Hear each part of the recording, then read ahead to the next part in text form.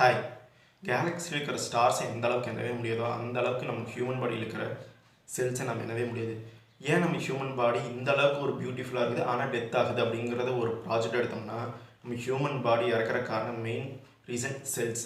இந்த செல்ஸ் எந்த அளவுக்கு சாகுதோ அந்த அளவுக்கு நமக்கு ஏஜ் ஆகும். ஏஜ் ஆகிறதுனால தான் நம்ம உடம்பு வந்து டெத் ஆகுது. இதுதான் மெயின் ரீசன்.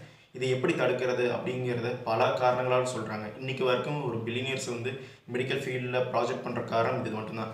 அப்படி அதை இங்கே ப்ராஜெக்ட் பண்ணி கண்டுபிடிச்சிட்டாங்கன்னா அவங்க தான் மிகப்பெரிய ஒரு டெத்தையே இம்மார்டல் அப்படிங்கிற சொல்கிற அளவுக்கு அவங்க போயிடுவாங்க. இதுக்கான மெயின் ரீசனை நான் ஸ்டெப்பாக சொல்ல போகிறேன். My name Santhoshkumar. Welcome to நண்டால். இதுக்கான காரணம் என்ன அப்படின்னு கேட்டிங்கன்னா ஆக்சிஜன் லெவல் தான் மெயினான காரணம். நம்ம எந்த அளவுக்கு ஆக்சிஜனை இன்டேக் எடுக்கிறோமோ அந்த அளவுக்கு நம்ம வந்து human body living life style வந்து ரொம்ப அதிகமாக இருக்கும்.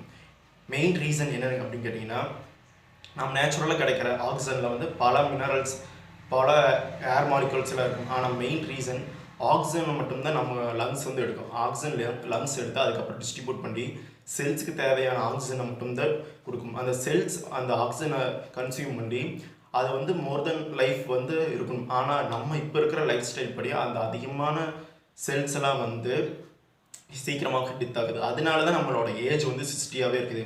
இதே அந்த செல்ஸ் எல்லாம் வந்து அதிகமான கன்சியூம் பண்ணி அதை வந்து ஸ்டோர் பண்ணி வச்சு திரும்ப லாங் லைஃபாக வர மாதிரி அந்த செல்ஸ் இருந்துச்சுன்னா நம்மளோட லைஃப் வந்து 100க்கு மேலேயே கூட போகிற சான்ஸ் இருக்குது. இதனால தான் பல நியூட்ரான்களுக்கு முன்னாடியெல்லாம் ஆக்சிஜன் அந்த அளவுக்கு புரிஞ்சு வச்சு அவங்கெல்லாம் வந்து பல ரிசர்ச்லாம் பண்ணிட்டாங்க. ஒரு எந்த செல் அதிகமாக வந்து ஆக்சிஜன் கன்சியூம் பண்ணி ஸ்டோர் பண்ணி வச்சுருக்குதோ அந்த ஆக்சிஜன் வந்து அந்த ஹியூமன் பாடி வந்து ரொம்ப நீண்ட ஆண்டுகள் வாழலாம். இது சில அனிமல்ஸ்லேயும் நீங்கள் பார்த்துக்கலாம். ஆமையெல்லாம் பார்த்தீங்கன்னா அதோட கன்சியூம் லெவல் வந்து அதிகமாக இருக்கும்.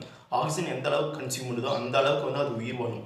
கன்சியூம் பண்ணி ஸ்டோர் பண்ணி வச்சுருக்கணும். அது அதிகமாக ஸ்டோர் பண்ணி வச்சுருந்து ஒரு பர் மினிட்டுக்கு வந்து 3 டைம் தான் வந்து ரிலீஸே பண்ணும் கார்பன் டை ஆக்சைடை. எந்த அளவுக்கு வந்து கம்மியான அளவில் கார்பன் டை ஆக்சைடு ரிலீஸ் பண்ணுதோ அது அந்த அளவுக்கு வந்து உயிர் வாழக்கூடிய சாத்தியம் இருக்குது. அதே மாதிரி தான் நம்ம ஹியூமன் பாடியும் வந்து சொல்கிறாங்க.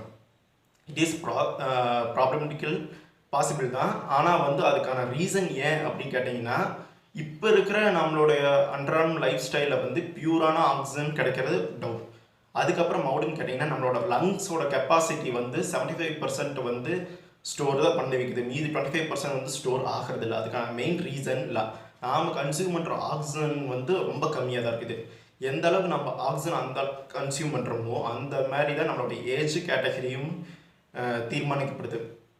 நம்மளோட ஆக்சிஜனை நம்ம உள் வாங்கி அதுக்கப்புறம் அதில் ஸ்டோர் பண்ணி அதை ஈக்குவலான டிஸ்ட்ரிபியூட் பண்ணி நம்மளோட பிளட்டோட லைஃப்பை நம்ம எந்த அளவுக்கு அதிகப்படுத்துகிறோமோ அந்த அளவுக்கு வந்து நம்மளோட லிவிங் டைம் அதிகமாகும். இதுதான் மெயின் ரீசன்.